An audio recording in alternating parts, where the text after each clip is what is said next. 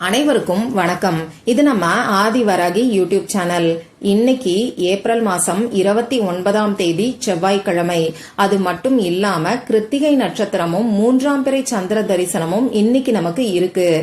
இப்படிப்பட்ட அதிசக்தி வாய்ந்த நாள்ல வரக்கூடிய அபூர்வமான 12 நிமிடங்களை பத்தி தான் இந்த பதிவுல நான் உங்களுக்கு சொல்ல போறேன்.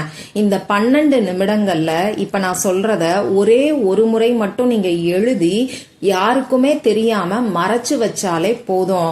உங்களுக்கு கோடி ரூபாய் கடன் இருந்தாலும் அது முழுமையா அடையறதுக்கான வழி நிச்சயமா உங்களுக்கு தெரியும். கண்கூடா மாற்றங்களை நீங்களே உணருவீங்க.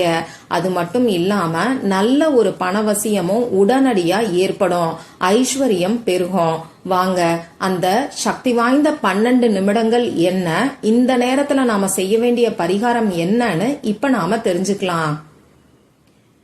இதுவரைக்கும் நம்ம சேனலை சப்ஸ்கிரைப் பண்ணாம பாத்துட்டு இருக்கீங்கன்னா மறக்காம சப்ஸ்கிரைப் பண்ணிக்கோங்க.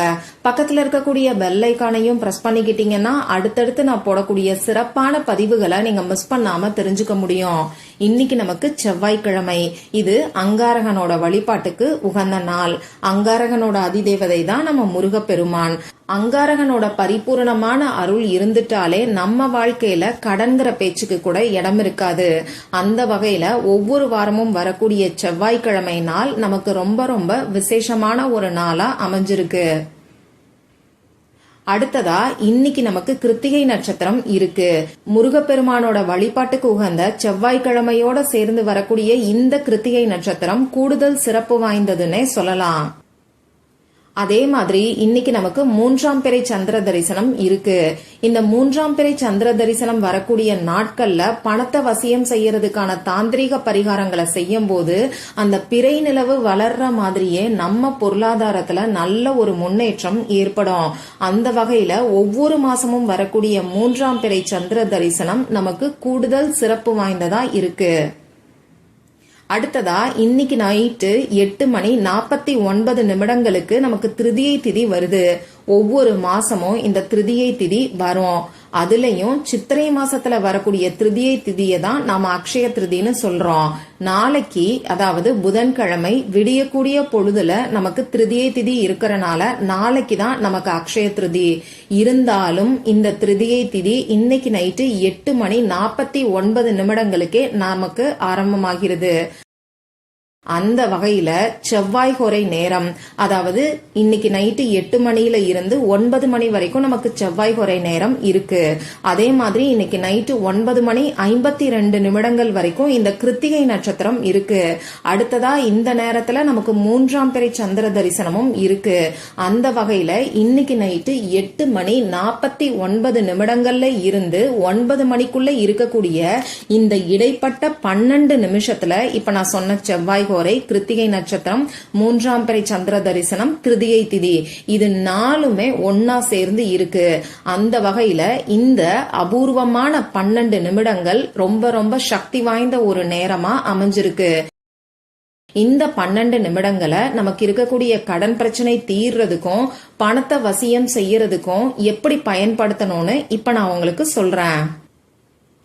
இந்த வீடியோல பூஜை இல்லாத, வழிபாடு இல்லாத பரிகாரத்தை தான் நான் உங்களுக்கு சொல்ல போறேன்.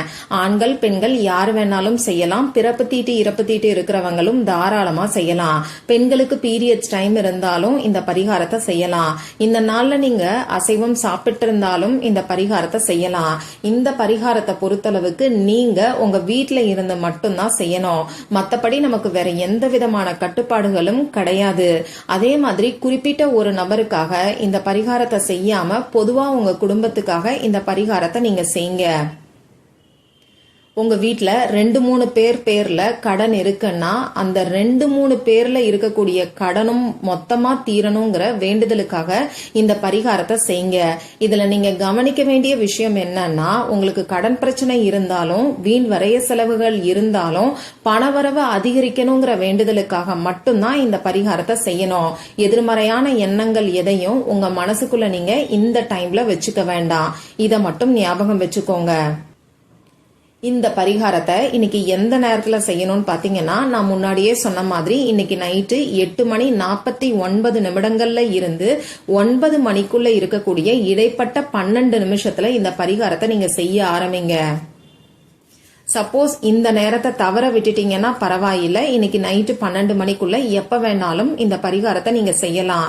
முடிஞ்ச அளவுக்கு அந்த 12 நிமிஷத்துல நீங்க செய்யும் போது உங்களுக்கு கை மேல பலன் நிச்சயமா கிடைக்கும். அதுவும் உடனடியா கிடைக்கும்னே சொல்லலாம். இந்த பரிகாரத்துக்கு தேவையான பொருட்கள் என்னன்னு பாத்தீங்கன்னா, கோடு போடாத பேப்பர் நமக்கு தேவைப்படும். கட்டாயமா அன்ரூல்டு பேப்பர் தான் இந்த பரிகாரத்துக்கு நீங்க யூஸ் பண்ணணும். அதே மாதிரி கிழிஞ்சு போன கசங்கி போன பேப்பர் எல்லாம் எடுத்துக்க வேண்டாம். ஃப்ரெஷ்ஷா இருக்கக்கூடிய பேப்பரா பார்த்து எடுத்துக்கோங்க. இந்த பேப்பர்ல எழுதுறதுக்கு பேனா, sketch pen, marker, glitter pen, ball point pen இதுல ஏதாவது ஒண்ணு நமக்கு தேவைப்படும். ரெட் கலர்ல இங்கு வரக்கூடிய பேனாவை இந்த பரிகாரத்துக்கு பயன்படுத்திக்கோங்க. ஏன்னா இந்த சிகப்பு நிறம் முருகப்பெருமானுக்கும் அங்காரகனுக்கும் உகந்தது. நம்ம மேனிஃபெஸ்டேஷனையும் ட்ரிகர் பண்ணி கொடுக்கும். இவ்வளவுதான் நமக்கு தேவையான பொருட்கள். இப்ப நான் சொன்ன குறிப்பிட்ட நேரத்துல உங்க முகம் கை காலை கழுவிட்டு வந்து அமைதியான ஒரு இடத்துல உட்கார்ந்துக்கோங்க. உங்க மூச்சை நல்லா ஆழமா உள்ள இழுத்து வெளியில விடுங்க. இந்த மாதிரி 3 முறை செய்யும் போது உங்க மனசு கொஞ்சம் ரிலாக்ஸ்டா இருக்கும். இதுக்கப்புறமா நீங்க எடுத்து வச்சிருக்கக்கூடிய பேப்பர்ல இப்ப நான் ஸ்கிரீன்ல கொடுத்திருக்கக்கூடிய வேல் வரைஞ்சுக்கோங்க.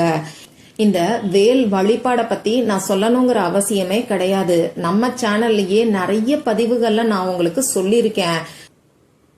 முருகப்பெருமானுக்கு உகந்த செவ்வாய்க்கிழமையோட சேர்ந்து வரக்கூடிய இந்த கிருத்திகை நட்சத்திரம் இருக்கக்கூடிய நாள்ல இப்ப நான் சொன்ன மாதிரி வேல் வரைஞ்சுக்கிட்டு இப்ப நான் ஸ்கிரீன்ல கொடுத்திருக்கிற மாதிரி அந்த வேலுக்கு நடுவுல பணம் அப்படி இல்லைன்னா மணின்னு சொல்லி இங்கிலீஷ்லயோ தமிழ்லயோ நீங்க எழுதிக்கோங்க. உங்க உள்ளங்கை அளவுக்கு சின்ன சைஸ் பேப்பரை எடுத்துக்கிட்டு இந்த மாதிரி வேல் வரைஞ்சு அதுக்கு நடுவுல பணம் அப்படி இல்லைன்னா மணின்னு சொல்லி எழுதினா கூட போதுமானது. இப்ப இந்த பேப்பரை மடிச்சு உங்க இடது கையில வச்சுக்கிட்டு வலது கையால மூடிக்கோங்க. உங்க குலதெய்வத்துக்கிட்டையும் முருகப்பெருமான் கிட்டையும் உங்களுக்கு நல்ல ஒரு பணவரவு ஏற்படணும்னு சொல்லி மனசு உருகி பிரார்த்தனை செஞ்சுக்கோங்க. இப்படி பிரார்த்தனை செஞ்சதுக்கு அப்புறமா இந்த பேப்பரை எடுத்துக்கொண்டு போய் உங்க வீட்டுல துவரம்பருப்பு வச்சிருக்கக்கூடிய டப்பால யாருக்குமே தெரியாம மறைச்சு வச்சிருங்க. நான் எப்பயுமே சொல்ற மாதிரி தான், யாருக்குமே தெரியாமன்னு சொல்லும் போது உங்க ஃபேமிலி மெம்பர்ஸ்க்கு தெரியலாம். ஆனா மத்தவங்களுக்கு, உங்க ஃப்ரெண்ட்ஸ்க்கோ ரிலேட்டிவ்ஸ்க்கோ உங்களுடைய நெய்பர்ஸ்க்கோ இந்த பரிகாரம் நீங்க செய்யறீங்கன்னு சொல்லி சொல்லாதீங்க. அதே மாதிரி இந்த பேப்பர் மறைச்சு வச்சிருக்கிறதும் அவங்களுக்கு தெரியாத மாதிரி பாத்துக்கோங்க. மத்தபடி இப்படி ஒரு பரிகாரம் இருக்குன்னு சொல்லி உங்க ரிலேட்டிவ்ஸ்க்கும் நெய்பர்ஸ்க்கும் ஃப்ரெண்ட்ஸுக்கும் நீங்க சொல்லலாம். இந்த வீடியோவையும் ஷேர் பண்ணலாம். இது உங்களுக்கு புண்ணியத்தை தான் கொடுக்கும். நீங்க செய்யறீங்கிறத மட்டும் யார்கிட்டையும் சொல்லாதீங்க. இந்த துவரம்பருப்பு பாத்தீங்கன்னா அங்காரகனுக்கு உகந்த தானியம். செவ்வாய்க்கிழமை நாள்ல துவரம்பருப்பை பயன்படுத்தி நாம செய்யக்கூடிய பரிகாரங்கள் நிச்சயமா கை மேல பலனை நமக்கு கொடுக்கும். நீங்க தனியா டப்பால துவரம்பருப்பு எடுத்துக்கணுங்கிற அவசியம் கிடையாது. இப்ப சமையலுக்கு பயன்படுத்திட்டு இருக்கக்கூடிய டப்பால துவரம்பருப்பு வச்சிருக்கீங்க இல்லையா, அதுலேயே இந்த பேப்பரை யாருக்கும் தெரியாம மறைச்சு வச்சிருங்க. நீங்க எப்பயும் போல இந்த துவரம்பருப்பை சமையலுக்கு பயன்படுத்திக்கலாம். அதே மாதிரி இந்த டப்பால பருப்பு குறைய குறைய அந்த டப்பா நிரம்ப துவரம்பருப்பை நீங்க கொட்டி வைங்க. 1 மாசம் வரைக்கும் இந்த பேப்பர் அப்படியே இருக்கட்டும். 1 மாசம் கழிச்சு இந்த பேப்பர் எப்ப உங்க கண்ணில் படுதோ அப்ப இந்த பேப்பரை எடுத்து ஒண்ணு எரிச்சிருங்க. அப்படி இல்லைன்னா ஓடுகின்ற நீர்நிலைகள்ல தூக்கி போட்டுருங்க. இவ்வளவுதான் இந்த பரிகாரம். எந்த அளவுக்கு நம்பிக்கையோட இந்த அபூர்வமான 12 நிமிடங்களை இப்ப நான் சொன்ன முறைப்படி நீங்க பயன்படுத்திக்கிறீங்களோ அந்த அளவுக்கு உடனடியா நல்ல மாற்றம் ஏற்படும். ட்ரை பண்ணி பாருங்க. மற்றும் ஒரு பயனுள்ள பதிவுல நாம சந்திக்கலாம். நன்றி.